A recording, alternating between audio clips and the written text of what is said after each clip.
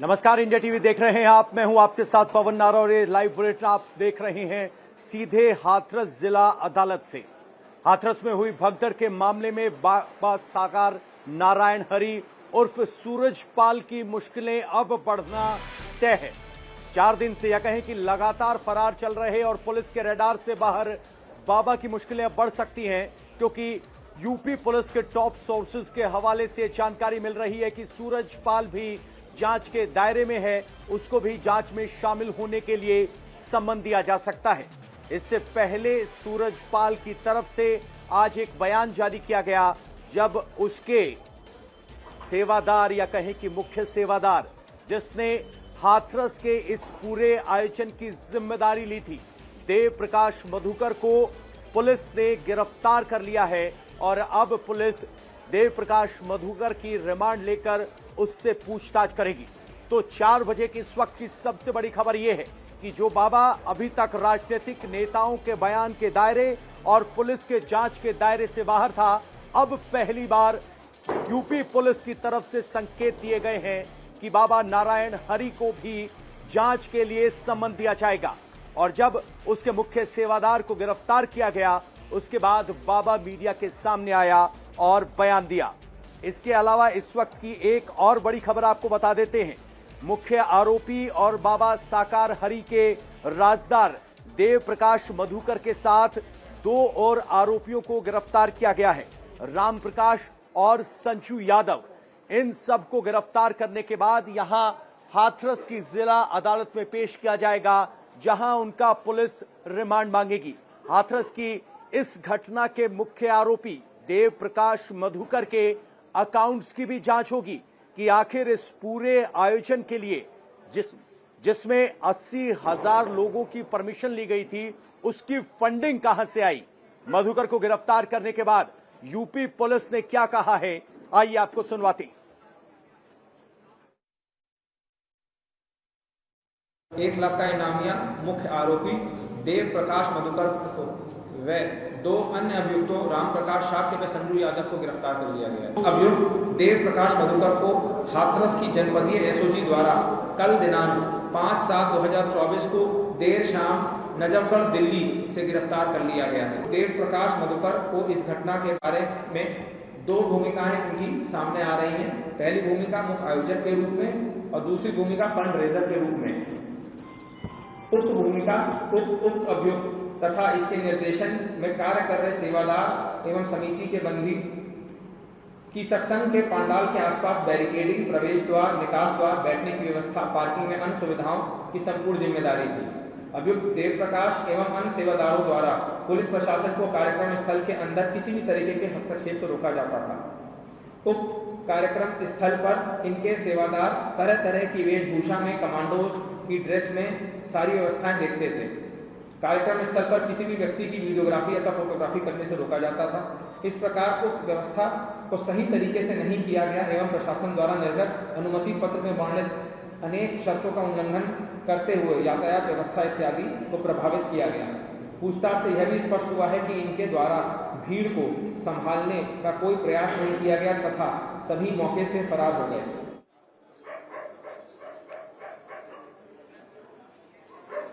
तो देखा आपने, यह है पुलिस का बयान, जिसमें कहा गया है कि देव प्रकाश कैसे अपनी भूमिका में खरा नहीं उतरा। अब बाबा की बारी है। बाबा सत्यनारायण हरि और सूरजपाल वो जांच के दायरे से बाहर नहीं है, क्योंकि अभी तक सभी राजनीतिक दल बाबा को लेकर चुप्पी साधे हुए थे। पुलिस कह रही थी कि प्राइमरी इन्वेस्टिगेशन के बाद सूरजपाल पर बात होगी, चर्चा होगी, लेकिन अब यूपी सरकार की तरफ से भी संकेत स्पष्ट हैं कि सूरजपाल सिंह भी जांच के दायरे में है। जो दोषी होगा वो नहीं छोड़ा जाएगा। यूपी में सरकार में मंत्री जयवीर सिंह ठाकुर की तरफ से बयान आया कि सूरजपाल भी दायरे में है और उनसे भी पूछताछ होगी। मैं कहता हूं जो भी दोषी है 100% कार्रवाई होगी, कोई बचाने वाला नहीं है। बाबा से लेकिन अभी तक पूछताछ भी नहीं की जा रही, लगातार पुलिस वहां में जा रही है। देखिए, निश्चित रूप से वहां भी दबिशें हो रही हैं, सारा चन्नीगढ़ का भी काम चल रहा है, दबिशें भी हो रही हैं।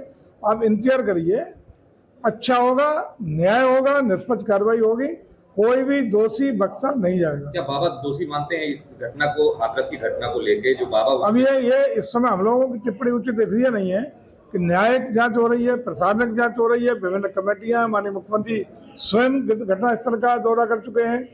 प्रदेश सरकार के, भारत सरकार से जो भी मुआवजा की राशि होनी थी वो हो चुकी है।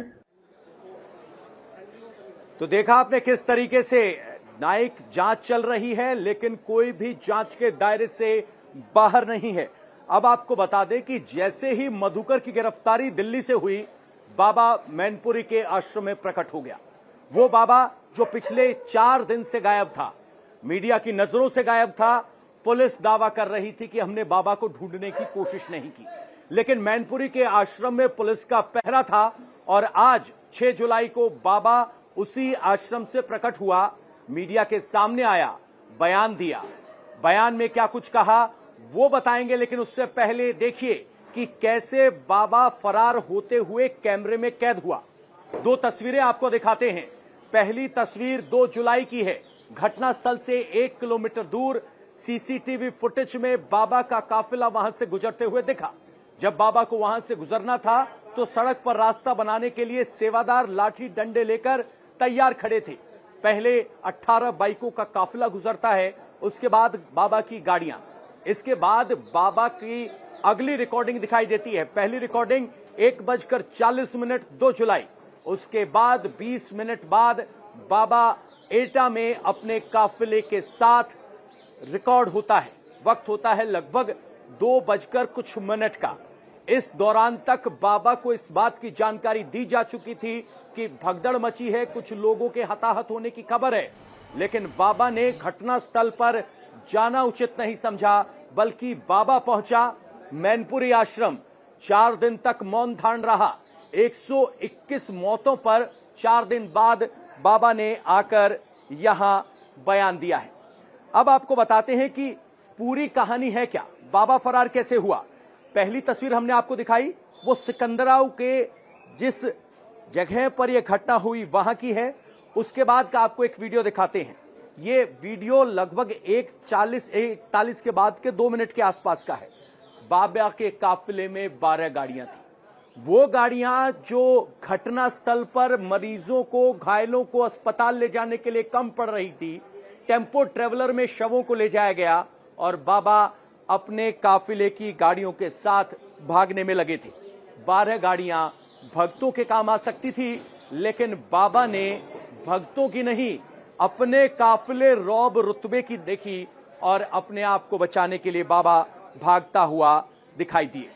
और उसी मैनपुरी आश्रम से बाबा 4 दिन बाद प्रकट हुआ, जिसमें आकर बयान दिया गया और कहा, जिस बाबा ने 4 दिन तक कोई सुध नहीं ली, उसने कहा कि वो घटना से बहुत दुखी है।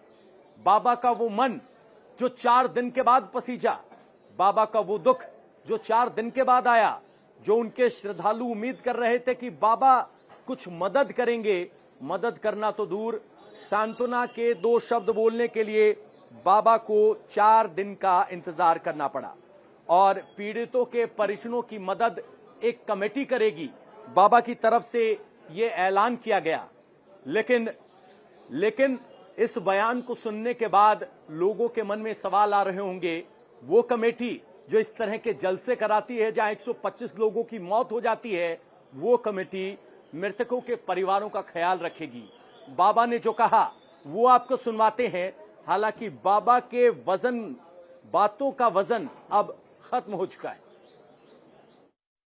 हम 2 जुलाई की घटना के बाद बहुत ही व्यथित हैं। प्रभु हमें बस संगत को इस दुख की घड़ी से उबरने की शक्ति दें। सभी शासन एवं प्रशासन पर भरोसा बनाए रखें। हमें विश्वास है जो भी उपद्रवकारी हैं वो बख्शे नहीं जाएंगे। हमने अपने वकील डॉक्टर AP सिंह जी के माध्यम से कमेटी के महापुरुषों से ये प्रार्थना की है कि दिवंगत आत्माओं के परिजनों एवं इलाजरत घायलों के साथ जीवन पर्यंत तन धन से खड़े रहने का आग्रह किया है, जिसको सभी ने माना भी है। सभी इस जिम्मेदारी को निभा भी रहे हैं। सभी महामंत्र का सहारा न छोड़ें। तो देखा आपने, बाबा कह रहे हैं कि सज्जनों से कहा है कि जो मारे गए हैं या घायल हैं उनका ध्यान रखें। 4 दिन तक बाबा कहां थे जब उनके भक्तों को सबसे ज्यादा बाबा की जरूरत थी। और अब पुलिस जांच आगे बढ़ चली है। मेरे सहयोगी कुमार सोनू हाथरस पुलिस लाइन से इस वक्त हमारे साथ जुड़े हैं। कुमार सोनू, पहली बार पुलिस ने संकेत दिए हैं कि बाबा भी जांच के दायरे में है। जो बाबा जिसका नाम न विपक्षी दल न पुलिस ले रही थी, अब कैसे जांच के दायरे में दिखाई दे रहा है? पुलिस की जांच में अभी तक क्या सामने आया है? देखिए, आज जो है मधुकर को आज कोर्ट में पेश किया गया है। और मैं बताऊं पवन, तो मधुकर को कोर्ट में पेश करने से पहले जो है पुलिस ने घंटों तक पूछताछ की। ADG रैंक के अधिकारी उस पूछताछ में शामिल थे। IG रैंक के, ISP रैंक के जो अधिकारी वो खुद पूछताछ में शामिल थे। और पूछताछ के बाद ये निष्कर्ष निकला है कि पहले तो जो आरोपी है मधुकर, उसके 2 रोल सामने आए हैं। पहला मुख्य आयोजक के तौर पर और दूसरा फंड रेजर के तौर पर। पुलिस का कहना है कि ये फंड रेज करता था तमाम सत्संग के लिए, तमाम प्रोग्राम्स के लिए, इवेंट के लिए, और उसके बाद उनका आयोजन भी करता था। तो पूरा मनी ट्रेल निकालना है, इसके लिए रेवेन्यू डिपार्टमेंट से भी मदद ली जाएगी। पहली सबसे इंपॉर्टेंट बात। दूसरी बात यह है कि जो ये मधुकर था, ये पूरा मुख्य आयोजक के तौर पर इसकी भूमिका थी। यही तय करता था कि किसकी ड्यूटी कहां लगेगी और कौन कितनी संख्या में कहां पर ड्यूटी पे लगाया जाएगा। तो ये एक महत्वपूर्ण बात है। तीसरा इसमें महत्वपूर्ण पॉइंट ये है कि पुलिस ने साफ कहा है कि इसमें राजनीतिक इन्वॉल्वमेंट की भी बात सामने आ रही है। तो हालांकि पॉलिटिकल पार्टीज को लेकर जो है कि अभी तक SP हाथरस ने कोई ऑफिशियली कमेंट तो नहीं किया, लेकिन उनका ये कहना था कि अभी वो इन्वेस्टिगेट कर रहे हैं। अभी रिमांड पर लिया जाएगा मधुकर को, उसके बाद उससे पूछताछ की जाएगी और उसके बाद तस्वीर साफ होगी कि किस पॉलिटिकल पार्टी की इन्वॉल्वमेंट मधुकर के संपर्क में थी। क्योंकि बताया जा रहा है कि मधुकर जो है कई पॉलिटिकल पार्टियों के संपर्क में था। अब कौन कौन सी पार्टी थी, 1 थी, 2 थी या फिर ज्यादा थी, ये एक देखने वाली बात है। चौथी बात जो यूपी पुलिस के टॉप सोर्सेज से हमें मिली है वो ये कि अगर पुलिस को जरूरत पड़ती है इन्वेस्टिगेशन में तो बाबा को समन भी करेंगे और बाबा को इन्वेस्टिगेशन ज्वाइन करने के लिए कहा भी जाएगा। तो ये एक पूरा मामला है। देखिए आप पवन, पूरा जो है ना सीक्वेंस आप समझिए कि जब मधुकर को अरेस्ट करने की बात दिल्ली से सामने आई, रात में हम लोगों ने खबर भी चलाई, जिसके बाद बाबा ने आनन फानन में, जो कि 2 तारीख से घटना होने के बाद अभी तक बिल्कुल नहीं बोला था 5 तारीख तक, वो 6 तारीख को सुबह अचानक से मीडिया कर्मी के सामने आता है, एक बयान जारी करता है। उसमें कहता है कि वो पुलिस का भी सहयोग करेगा, तमाम पीड़ितों के साथ तन मन धन से उनके साथ है। इसके अलावा तमाम लोग जो है प्रशासन को सहयोग करें, जी बयान देता है। पुलिस अगर का इस्तेमाल कर रही है कि बाबा भी जांच के दायरे में है। सवाल फंडिंग को लेकर भी है, क्योंकि जो भक्तजन आ रहे हैं तो ये तो गरीब वो लोग थे जो अपने पराठे भी टिफिन में पैक करके लाए थे। तो इतने बड़े आयोजन की फंडिंग कहां से हो रही थी, इसको लेकर पुलिस ने कुछ कहा? देखिए, पुलिस का साफ तौर पर कहना था कि फंडिंग को लेकर इन्वेस्टिगेशन चल रही है। खासतौर पर जो टेक्निकल टीम है वो इसको लेकर जो है काम कर रही है। इसके अलावा जो मधुकर है अपनी फरारी के दौरान कहां कहां छुपा रहा 3 दिन तक, किस किस के संपर्क में था, बाबा से क्या फरारी के दौरान उसने बात की नहीं की, और हादसे के बाद उसने बाबा से कितनी बार बात की, क्या बातचीत हुई, इसको लेकर पूरा जो है इन्वेस्टिगेशन होनी है। लेकिन उसके लिए पुलिस कस्टडी लेना जरूरी है। तो पुलिस का साफ तौर पर यह कहना था कि रही बात फंडिंग की, तो फंड रेजर जो है ये एक मुख्य फंड रेजर के तौर पर था और तमाम जगहों से फंड रेज जी तो पूरे तमाम जगहों से फंड रेज करता था और उसके बाद जो है ये पूरा इवेंट वगैरह करवाया करता था बाबा के।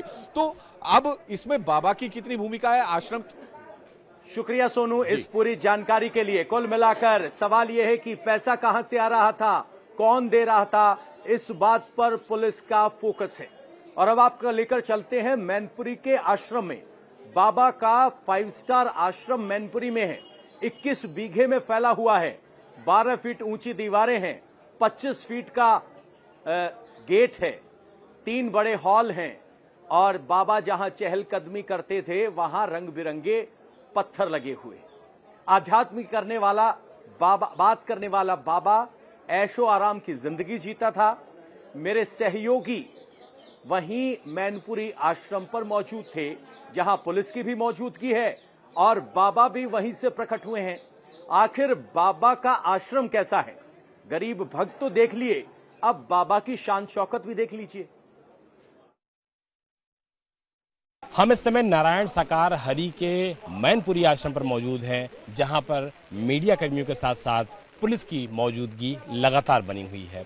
बाबा का ये जो आश्रम है, महल नुमा आश्रम है, यहाँ पर आप देखिए कि किस तरीके से बड़े बड़े दरवाजे हैं, बड़े बड़े नक्काशियाँ हैं, किस तरीके से विस्तृत इस पूरे आश्रम को चकाचौंध रूप से बनाया गया है। और बताया जा रहा है कि मैनपुरी के इसी आश्रम में सूरजपाल सिंह उर्फ भोले बाबा मौजूद हो सकता है, लेकिन उसकी मौजूदगी के बारे में सिर्फ अटकलें लगाई जा रही हैं। कंफर्म जानकारी फिलहाल किसी के पास नहीं है। इस हादसे के बाद पहली बार सूरजपाल कैमरे के सामने आया और कैमरे के सामने आकर के उसने जिन लोगों की मौत हुई है उनके प्रति दुख व्यक्त किया और कहा कि हम उनके साथ तन मन धन के साथ खड़े हैं और लोगों को प्रशासन पर, पुलिस पर विश्वास बनाए रखना चाहिए। अगर इलाके की बात कर लिया जाए तो इलाके में आप देखिए कि किसी भी तरीके से कोई सेवादार यहाँ पे नहीं है, कोई अनुयायी यहाँ पे नहीं है, लेकिन यहाँ पर जो मौजूदगी है वो मौजूदगी है अटकलों की कि सूरजपाल इस समय कहाँ है। कयास लगाए जा रहे हैं कि मीडिया के सामने जो पहली बार सूरजपाल आया वो मैनपुरी के इसी आश्रम पे आया है, तो पुलिस की मौजूदगी है यहाँ पर, पुलिस की जो टीमें हैं वो यहाँ पर मौजूद हैं, एसएचओ के लेवल के जो अधिकारी हैं वो यहाँ पर मौजूद हैं, लेकिन सूरजपाल के बारे में फिलहाल कोई जानकारी किसी के पास मौजूद नहीं है। अगर इस आश्रम की बात किया जाए तो आश्रम में देखिए जो यहाँ पर दीवारें हैं, यानी कि जो बाउंड्री वॉल है उसकी जो हाइट है वो कम से कम 30 फुट के आसपास है, यानी कि किले नुमा ये आश्रम बनाया गया है। और ये बताया जा रहा है कि जब हाथरस में हादसा हुआ तो सूरजपाल सबसे पहले इसी आश्रम में आया अपने गाड़ियों के काफिले के साथ, लेकिन अब ये बताया जा रहा है कि अंदर गाड़ियां मौजूद नहीं हैं, सिर्फ एक गाड़ी मौजूद है, पुलिस की मौजूदगी है, मीडिया की मौजूदगी है, लेकिन लाख टके का सवाल अभी भी बना हुआ है कि बाबा है तो है कहां।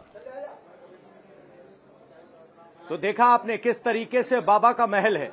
मैनपुरी के इस बछुआ आश्रम से 35 किलोमीटर दूर पड़ता है नंगला बीच गांव। इसी गांव में बाबा के बहुत सारे समर्थक रहते हैं। वो कहते हैं कि बाबा चमत्कार दिखाते हैं, बाबा भूत प्रेत भी दूर कर देते हैं। इतनी बड़ी घटना होने के बाद भी लोगों का अंधविश्वास खत्म नहीं हुआ है और कह रहे हैं बाबा चमत्कारी हैं। लोग क्या कह रहे हैं, क्या मानते हैं, मेरे सहयोगी विशाल प्रताप सिंह ने बात की है, आइए आपको सुनवाते हैं। मैनपुरी के नगला बीच गांव में इस समय हम मौजूद हैं, जहां पर नारायण साकार हरि और भोले बाबा के जो भक्त हैं वो मौजूद हैं। और यहाँ पे आप देखिए जो घर है उसमें लिखा हुआ है साकार विश्व हरि की संपूर्ण ब्रह्मांड में सदा के लिए जय जयकार हो। इस तरीके की जो बात उनके सत्संग में हमेशा सुनने को मिलती थी वो भी यहाँ पर है। और सामने अगर आप देखेंगे तो इस समय आपको सत्यपाल सिंह, सूरजपाल सिंह और भोले बाबा की जो तस्वीर है वो यहाँ पर नजर आएगी। जिन लोगों ने उनके प्रति आस्था है उस आस्था के प्रति कर रखा है। दादा क्या नाम है आपका? हरि सिंह। दादा ये बताइए कि आप लोग कब से जा रहे हैं भोले बाबा के आश्रम में सत्संग करने के लिए? हो गए 7-8 साल हो गए करीब। फायदा मिला आप लोगों को वहां जाने का? फायदा तो हमको मिला है, हमको भी मालूम है कि फायदा हमको सब तरह से मिला। कभी आपने बाबा को क्या रूप बदलते हुए भी देखा है, कपड़े बदलते हुए देखा है? देखा है। बाबा जी का कभी सादा कलर हो जाता है चेहरे का, और कभी काला हो जाता है, इतना जरूर देखा है। तो चेहरे का होता है कि कपड़े बदल जाते हैं? चेहरे का, कपड़ा नहीं बदलता है। कपड़ा तो जैसा है तैसा ही है, चेहरा का रूप बदल जाता है। बस इतना देखा, और सच्ची बताता हूँ, गलत नहीं बताता। कई लोग बताते हैं कि जब बाबा जी वहां बैठते थे तो उनके अंदर भगवान का रूप दिखता था, उंगली में चक्र नजर आता था। कभी ऐसा आप लोग को भी दिखा क्या? सुनते हैं, ये बात तो मैं सुन रहा हूँ, मैंने तो देखा नहीं चक्र। प्रसाद क्या वो नींबू का प्रसाद कमेटी वाले बांटते हैं, वे थोड़ू देते, वे कोई चीज नहीं देते हैं किसी को, वो तो सिर्फ वचन सुनाते हैं, बाकी कुछ नहीं। अच्छा बाबा जी अभी कहाँ होंगे, क्या जानकारी है? अजी तो सुनते हैं बिचमा में, मैनपुरी बिचमा में, और कहीं नहीं सुन रहे। आप लोग को भी लगता है कि जो भोले बाबा हैं ये भगवान का अवतार है, परमात्मा का अवतार है? अब आदमी दुनिया इतनी संगत कहती है कि इनके अंदर में कुछ ज्ञान शक्ति है। शक्ति नहीं होती तो इतना आदमी, पूरी इंडिया का आदमी जो है बेवकूफ थोड़ू है उनके पीछे भागता, कुछ न कुछ तो होगा। अच्छा आपकी बहू को भी कभी ऐसा हुआ था क्या, भूत प्रेत वगैरह आता था, वहां जाने के बाद फायदा मिला? वो तो आते थे, कभी कभी आते हैं, तो वो तो ठीक है, वहां जाने के बाद फायदा मिला? फायदा हुआ। बेटिया क्या नाम है आपका? सपना। आप बताओ कि आप वहां जाती हो, क्या करती हो, क्या भूमिका में रहते हो आप? हम वहाँ पे जाते हैं और गोपी बनते हैं। गोपी हमारी ड्रेस है येलो कलर की, और वहाँ पे परमात्मा के दर्शन करते हैं, ब्रह्मवाणी सुनते हैं, और वहाँ से बस अपने घर पे आते हैं। तो गोपी बनने में बाबा की क्या भूमिका होती है फिर? उनकी मतलब कि गोपी वचन सुनना, वचन मानना, उनके वचनों पे चलना, ये है। और आप लोगों को क्या फायदा हुआ, क्या चमत्कार देखा आप लोगों ने? हमारे घर पे भाई इतने परेशान थे, पागल हो गए थे, और यहाँ तक कि खाना पीना हराम था, खाने कोई मतलब कि हर एक जगह गई, कहीं सुख शांति नहीं मिली, वहाँ जाने से सुख शांति मिली, खुशहाली है हमारे घर पे। वो कोई साधारण व्यक्ति नहीं है, वो परमात्मा है। ये देखिए कि माला भी है और भोले बाबा का माला है जो कि लोगों ने गले में अपने पहन रखा है। इसको पहनने के बाद से क्या डर नहीं लगता, क्या फायदा होता है? कुछ डर नहीं लगता है, हमारे परमात्मा साथ में रहते हैं, कोई डर नहीं, कोई किसी से कोई दिक्कत परेशानी आती है, मेरे परमात्मा उसका साथ देते हैं, पूरा साथ मिलता है आप लोगों को? साथ मिलता है। आप बताइए, आप बता रही थी कि वो आदमी नहीं है, परमात्मा है, आपको क्या क्या फायदा हुआ? ये तन खड़ा है, ये तो तन उन्हीं की बदौलत खड़ा है, नहीं तो हम मर चुके थे अब तक। 2-4 बार घास जमी आती, 2-4 बार घास जमी आती, 2-4 बार मट्टी की ढेरिया भी बह जाती, उन्हीं के बदौलत ये तन खड़ा है। और बच्चा भी है मेरा जो बीएससी कर चुका है, उसकी टांग भी टेढ़ी हो गई थी, सब उन्हीं की बदौलत ठीक है, और बीएससी कर चुका है। तो देखा आपने किस तरीके से लोग बाबा की महिमा का बखान कर रहे हैं। यही वो विश्वास है जो अंधविश्वास में बदल जाता है, और जो बीमारियां, मानसिक बीमारियां जिनके लिए डॉक्टर से संपर्क करना चाहिए, उन बीमारियों के लिए संपर्क करने की बजाय बाबा के शरण में जाते हैं, और ये अंधविश्वास ऐसे बढ़ता चला जाता है। फिलहाल वक्त एक ब्रेक का है, ब्रेक के बाद लौटेंगे तो आपको दिखाएंगे कि कानपुर में बाबा का 6 एकड़ में फैला हुआ आश्रम कैसा है। बने रहिए हमारे साथ।